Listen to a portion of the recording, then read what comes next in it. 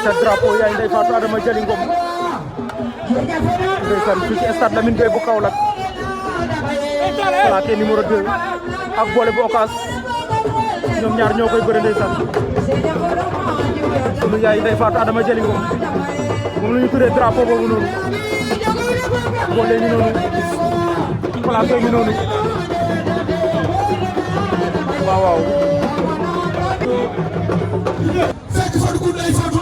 drapeau yaay Ndeye Fatou Adama Jali Ngom la candidature au 6 non ñoom ñoo koy bëre plaqué ak boole bu Ocass waa kër yaay Ndeye Fatou Adama Jali yaa ngi noonu le promoteur du jour Ibrahima Keita IBK production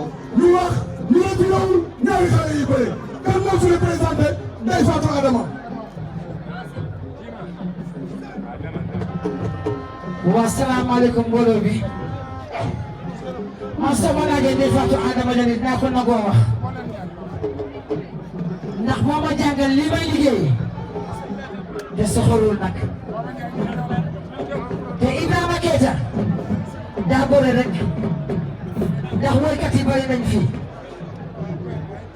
Ibrahima Keita yaa gore